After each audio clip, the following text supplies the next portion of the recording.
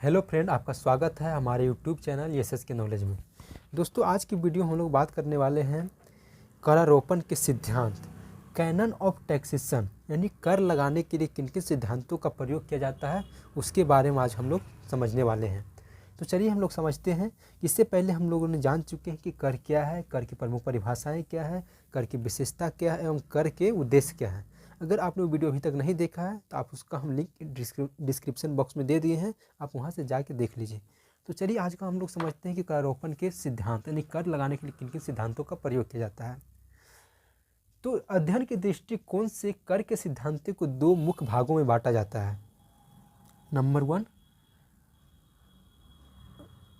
Adam Smith के कर सिद्धांत, एडम स्मिथ के कर सिद्धांत। और नंबर 2 में आता है अन्य सिद्धांत। देखिए, करारोपण के जो सिद्धांत है उसको हम लोग दो भागों में बांटते हैं, इसलिए बांटते हैं ताकि उनकी समझने में आसानी हो। तो सबसे पहले आता है एडम स्मिथ को हमने एक डिवाइड कर दिया कि एडम स्मिथ ने जो जो कर के सिद्धांत दिए उसको एक साइड किए, और दूसरा आया अन्य सिद्धांत, यानी अन्य अर्थशास्त्रियों ने जो जो सिद्धांत दिए हैं उसके बारे में हम लोग बात करेंगे। ठीक है, तो सबसे पहले हम लोग समझते हैं कि एडम स्मिथ के कर सिद्धांत, जिसे हम लोग कहा जाता है स्मिथियन कैनन ऑफ टैक्सेशन, यानी एडम स्मिथ के कर सिद्धांत। तो एडम स्मिथ ने कर के कौन कौन से सिद्धांत दिए हैं उसके बारे में हम लोग जान लेते हैं। देखिए, सबसे पहले उन्होंने कहा है समता। उनका जो पहला सिद्धांत है वो है समता अथवा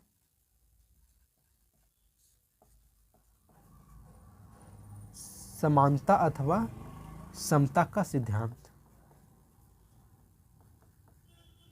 समता अथवा समानता का सिद्धांत, जिसको हम लोग इंग्लिश में कहते हैं कैनन ऑफ इक्वलिटी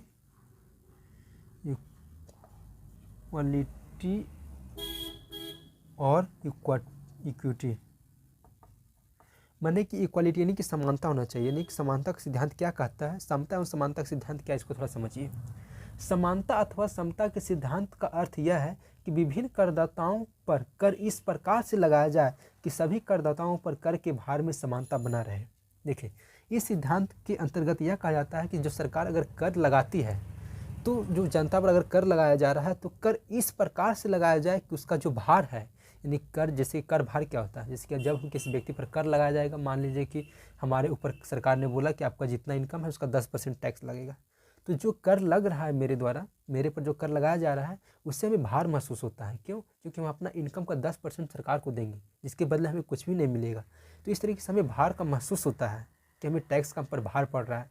तो वही कहा गया है कि जो समानता एवं समता का सिद्धांत यह कहता है कि जो सरकार अगर किसी पर टैक्स लगा रही है तो उस टैक्स इस प्रकार से लगाया जाए कि जो देश के सभी जो व्यक्ति हैं सभी वर्ग पर समान रूप से उसका कर भार पड़े। ऐसा नहीं हो कि किसी एक व्यक्ति पर ज़्यादा कर लगाया गया जबकि दूसरा पर कम लगाया जाए। यानी सरकार की नज़र में सभी लोग समान होने चाहिए, मैंने कर इस प्रकार से लगाया जाए कि उसका भार सभी पर समान पड़े। ये चीज़ आपको ध्यान रखना है। आपको याद कैसे रहेगा? जैसे बोला गया कि समानता अथवा समता, मतलब इसका मतलब है कि कर का जो भार है सब पर समान रूप से वितरण होना चाहिए। पहला सिद्धांत यही कहा गया है। ये सिद्धांत है एडम स्मिथ का। ठीक है, दूसरा सिद्धांत क्या है उसको हम लोग समझते हैं। एडम स्मिथ ने क्या सिद्धांत दिया है, वो है निश्चितता का सिद्धांत। निश्चितता का सिद्धांत, निश्चितता का सिद्धांत, canon of certainty, canon of certainty.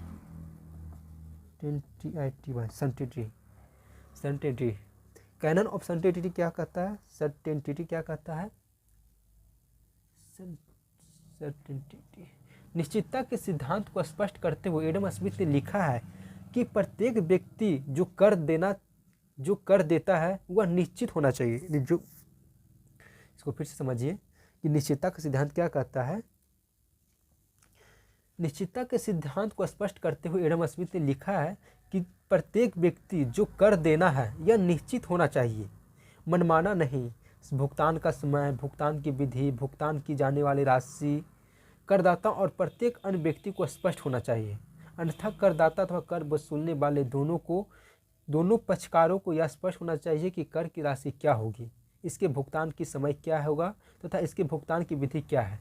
देखिए, निश्चितता का सिद्धांत यह कहता है कि अगर मान लीजिए सरकार ने टैक्स लगा दी, तो टैक्स लगाने के बाद उन्हें इस बात का निश्चित कर देना चाहिए कि आप पर कितना टैक्स लगाया जाएगा, यानी आपको कितनी टैक्स देनी होगी, आपको टैक्स किस प्रकार से देना है, सरकार उन्हें भुगतान करने की विधि क्या है, आपको कितने दिन के अंदर, यानी इतने समय, मान ली सरकार ने टैक्स लगाया, बोला कि आपको साल भर के अंदर देना है, महीने में अंदर, उसका टाइम निश्चित होना चाहिए, या तो मंथ की आपको इस तारीख में जमा करनी है।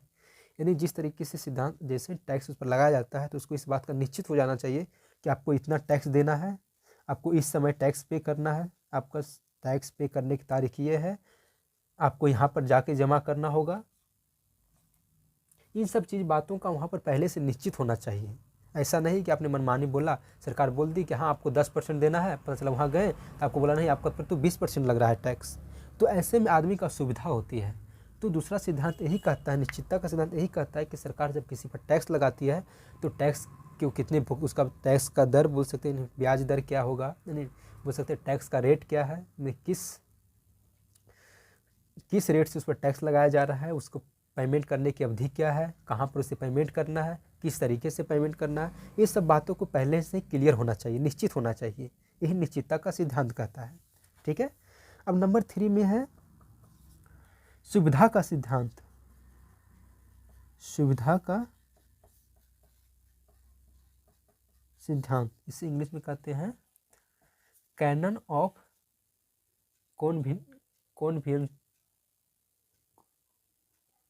Convenience. Canon of convenience, CONVENINCE, convenience. इसका मतलब क्या होता है, सुविधा का सिद्धांत क्या कहता है, थोड़ा इसको समझिए।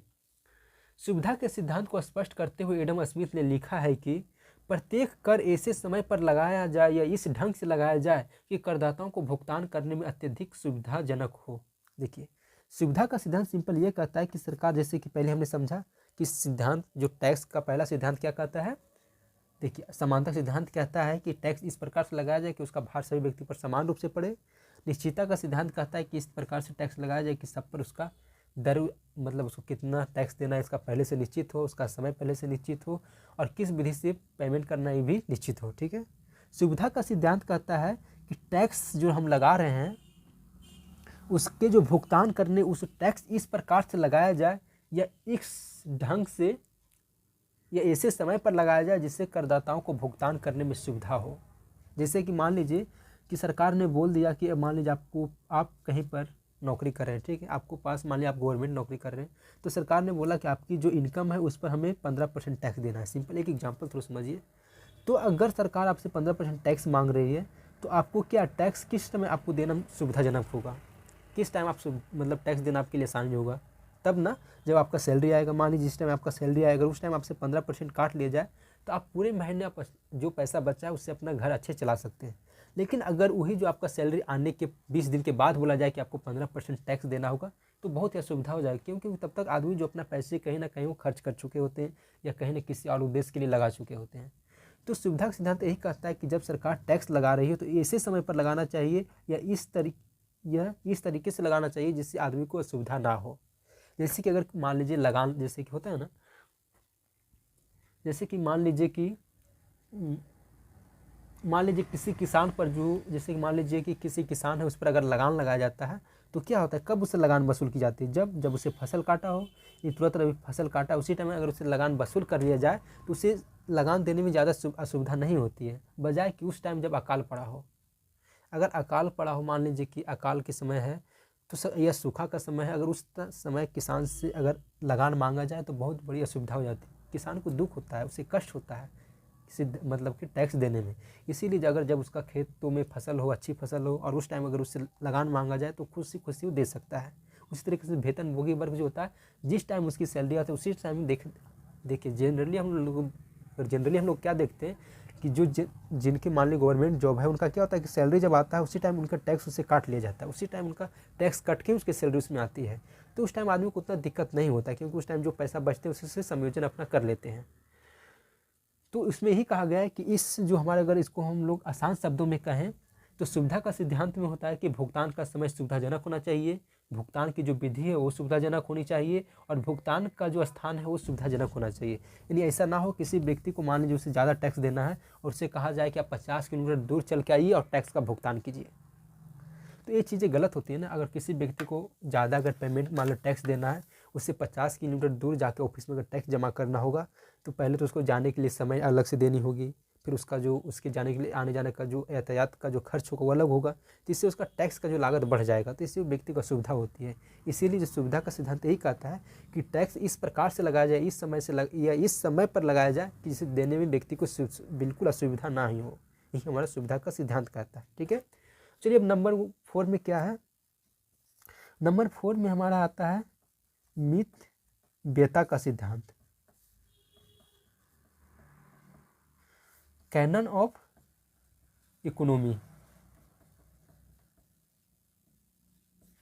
कैनन ऑफ इकोनॉमी का मतलब क्या होता है? मितव्ययता का सिद्धांत होता है कि करों की वसूली में कम से कम व्यय हो, दूसरी ओर करदाताओं को भी कर की राशि निर्धारित करने में कम से कम व्यय करना पड़े।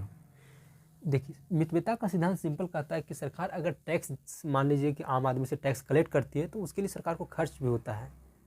ऐसा नहीं कि टैक्स उसको मिल गया तो पूरी सरकार को नहीं, उसके लिए बहुत सारे सरकार को खर्च भी होती है, क्योंकि आपको टैक्स जमा करने के लिए उनको क्या करते, उसके लिए उनको मान लीजिए उसके लिए उनको जैसे बोलते हैं टैक्स ऑफिसर की नियुक्ति करनी पड़ती है, कौन कौन लोग टैक्स चोरी कर रहा है उसके लिए देखभाल के लिए बहुत सारे उनको व्यवस्थाएं करनी पड़ती है, कोई व्यक्ति टैक्स चोरी ना करे इसके लिए बहुत सारी प्रशासनिक व्यवस्थाएं करनी पड़ती है। तो सरकार को टैक्स कलेक्ट करने के लिए बहुत सारे खर्च करने पड़ते हैं।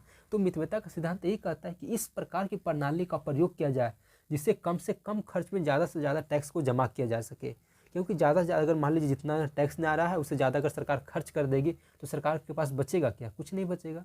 तो सरकार का मेन उद्देश्य यही होता है कि जितना से ज़्यादा टैक्स को बचाकर उससे सरकार के खजाने तक पहुंचाया जा सके, ताकि उस खजाने का प्रयोग करके फिर आम जनता के भलाई के लिए काम किया जा सके। तो मितव्ययता का सिद्धांत यही कहता है कि जितना कम से कम हो सके मतलब जितना कम से कम हो सके वो टैक्स जमा करने के लिए उतना कम से कम व्यय हो। मितव्ययता का सिद्धांत यही कहता है। ठीक है, तो एडम स्मिथ के हमने 4 सिद्धांत जान लिए, समता एवं समानता का सिद्धांत, निश्चितता का सिद्धांत, सुविधा का सिद्धांत और मितव्ययता का सिद्धांत। तो यही एडम स्मिथ ने यही 4 सिद्धांत दिए हैं जिसके आधार पर उन्होंने टैक्स लगाने की बात की है। चलिए अब हम लोग समझते हैं कि अन्य सिद्धांत क्या है। इसके अलावा भी बहुत सारे अन्य सिद्धांत हैं, उसके बारे में हम लोग जानते हैं। चलिए नेक्स्ट हमारा था नंबर 2 में था अन्य सिद्धांत। कर के अन्य सिद्धांत, अदर कैनन। ठीक है, तो अन्य सिद्धांत में हमारा जो नंबर 1 सिद्धांत है वो है उत्पादकता का सिद्धांत। आप इसे नोट करना चाहते हैं तो आप कॉपी में नोट करते जाइए, और अगर आपको वीडियो पसंद आ रहा है, आपको जानकारी अच्छी लग रही है तो वीडियो को लाइक भी कीजिए, जरूर से जरूर लाइक कीजिए। और अगर आपका भी कोई दोस्त है जो इकोनॉमिक्स पढ़ना चाहते हैं तो उनको इस चैनल के बारे में जरूर बताइए, क्योंकि यहाँ पर सिर्फ हम इकोनॉमिक्स के बारे में बात करते हैं। ठीक है, उत्पादकता का सिद्धांत, कैनन ऑफ प्रोडक्टिविटी।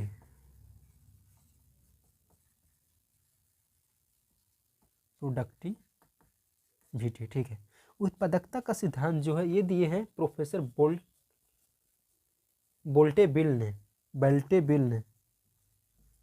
बेल्टेबिल, ये नाम याद रखिएगा। जो उत्पादक सिद्धांत है वो बेल्टेबिल ने दिए हैं। ठीक है, बेल्टेबिल द्वारा विकसित किया गया। ठीक है, इस सिद्धांत के अर्थ को 2 दृष्टिकोण से लगाया जाता है। ये जो सिद्धांत है इसको 2 दृष्टिकोण से देखा जाता है। पहला जो है कर के दृष्टिकोण से,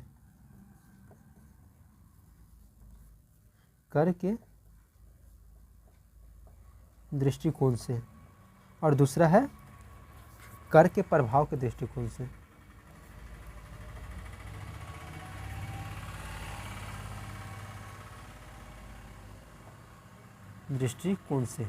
कर के दृष्टिकोण से क्या कहा जाता है?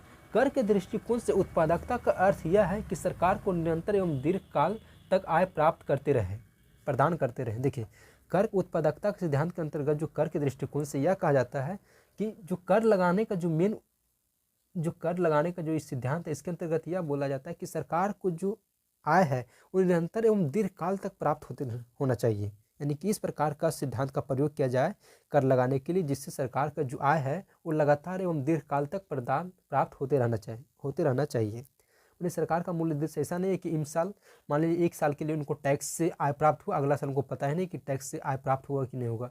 तो इस तरीके के सिद्धांत का प्रयोग नहीं करना चाहिए, बल्कि इस तरीके के सिद्धांत का प्रयोग किया जाए जिससे उन्हें दीर्घकाल तक लगातार आय की प्राप्ति होते रहे। ठीक है। दूसरा है कर के प्रभाव के दृष्टिकोण। कर के प्रभाव के दृष्टिकोण क्या होता है? कर के प्रभाव के दृष्टिकोण से करों के प्रकार और उनका भार इस प्रकार का होना चाहिए कि देश में वस्तु एवं सेवाओं के उत्पादन पर विपरीत प्रभाव ना पड़े। देखिए, कर के प्रभाव के दृष्टिकोण से यह कहा जाता है कि मान लीजिए कि कर का जो हमने कर लगाया है उसका जो है उसका प्रभाव ऐसा ना हो कि देश में वस्तु एवं सेवाओं के उत्पादन को घटा दे। मैंने नहीं, मान लीजिए सरकार ने सोच लिया कि नहीं, फैक्ट्री जो उत्पादन, मान लो कंपनी जो है, किसी कंपनी में बोल दिया कि नहीं आप इतना वस्तु का उत्पादन करें, आप पर 50% टैक्स लगा दें, तो क्या कोई कंपनी वस्तु का उत्पादन कर पाएगा? नहीं करेगा, क्योंकि उसको जब प्रॉफिट नहीं होगा तो छोड़ देगी कंपनी, तो कंपनी बंद होगा, तो वस्तु का उत्पादन हो रहा था वो कम हो जाएगा। इससे बहुत सारी इकोनॉमिक जो हमारी एक्टिविटी है वो प्रभावित होती है। तो यही कहा जाता है उत्पादकता सिद्धांत के अंतर्गत कि कर इस प्रकार से लगाया जाए जिससे जो हमारा वस्तु एवं सेवाओं का उत्पादन है उस पर कोई विपरीत प्रभाव ना पड़े। ठीक है। अब इसके बाद हमारा आता है लोच का सिद्धांत। कैनन ऑफ इलास्टिसिटी क्या है उसको थोड़ा हम लोग समझते हैं। आदर्श सिद्धांत में नंबर 2 में है लोच का सिद्धांत।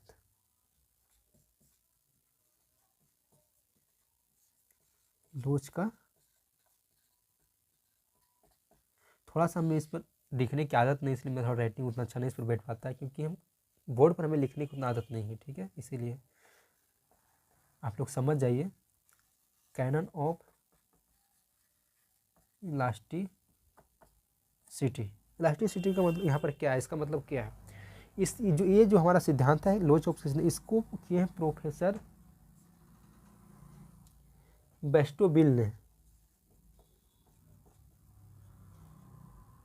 इससे पहले भी जो हमारा सिद्धांत था वो भी बेस्टोबिल ने ही दिए थे, और इसको भी प्रोफेसर बेस्टोबिल ने ही दिए हैं। बेस्टोबिल बराबर लिख दे रहे तो आपको दिखे, बेस्टोबिल ने। ठीक है। लोच का सिद्धांत क्या कहता है? लोच का सिद्धांत का अर्थ यह है कि जब कर लगाया जाए तो उसकी प्रणाली इसमें लोचशीलता होनी चाहिए, यानी कि जरूरत पड़ने पर उस जो हमारा कर का जो प्रणाली है उसमें फेरबदल किया जा सके। ऐसा ना हो कि बिल्कुल बेलोच हो, यानी कि सरकार ने कर लगा दी तो जरूरत पड़ने, अगर मान लीजिए कि सरकार ने कृषि पर मान लीजिए कि कृषि उत्पादन पर मान लीजिए कि 5% का टैक्स लगा दिया। अब क्या हुआ कि अगला साल कि जैसे कि टैक्स लगाया उसके कुछ महीने बाद पता कि देश में मैंने इस क्षेत्र में बारिश नहीं हुआ, अकाल पड़ गया, तो अब क्या वहाँ की जनता लोग 5% टैक्स दे पाएगी? नहीं दे पाएगी, क्योंकि वहाँ पर अकाल पड़ गया तो उनके पास तो पैसे हैं नहीं। तो सरकार को यहाँ क्या करेगी, अपना टैक्स या तो ब्याज दर जो हमारा टैक्स है वो रेट को कम कर देगी, या तो फिर पूरी तरीके से टैक्स फ्री करेगी। 2 ऑप्शन के पास बचता है, या तो कोई और ऑप्शन अपना सकते हैं। तो ऐसे में क्या होगा? ऐसे में जो हमारा टैक्स प्रणाली है वो लोचशील होना चाहिए, नहीं उसमें इलास्टिसिटी होना चाहिए। इलास्टिसिटी का मतलब है कि जब जरूरत पड़े तो उसमें फेरबदल किया जा सके, यानी उसमें बदलाव किया जा सके। ऐसा ना हो कि पूरे रड की तरह हार्ड हो, उसमें कोई तरह का चेंज ना किया जा सके, बल्कि एक तार की तरह सॉफ्ट होनी चाहिए कि जब जरूरत पड़े उसमें हम लोग बेलोच उसको मतलब जब चाहे जब फेरबदल कर सकते हैं। ठीक है। तो बेलोच का सिद्धांत यही कहता है कि जैसे जरूरत पड़े सरकार वैसे अपनी कर प्रणाली में बदलाव कर सकती है। वही कहा यहाँ पर, देखिए वही कहा जा रहा है कि कर प्रणाली ऐसी होनी चाहिए कि किसी भी आवश्यकता या संकट के समय में करों से प्राप्त आय में आवश्यकता अनुसार वृद्धि या कमी किया जा सके। ठीक है। देखिए इसी में अगर यही चीज़ अगर मान लीजिए एक पता चला कि देश में युद्ध की स्थिति आ गई, मतलब एक सिर्फ कल्पना कीजिए, एक एग्जाम्पल के थ्रू आपको हम बता रहे हैं कि मान लीजिए पता चला एक शत्रु देश ने आक्रमण कर दिया और देश में युद्ध की स्थिति आ गई, तो सरकार को क्या हो, यहाँ पर ज़्यादा से ज़्यादा पैसे की जरूरत पड़ेगी, तो सरकार यहाँ पर टैक्स का रेट बढ़ा सकती है। तो तभी ना बढ़ाएगी जब उनका कर प्रणाली में लोचशीलता होगा। ठीक है। तो लोच का सिद्धांत यही कहता है। चलिए नंबर 3 में जो हमारा आता है वो है विविधता का सिद्धांत। विविधता का सिद्धांत, कैनन ऑफ डाइवर्सिटी।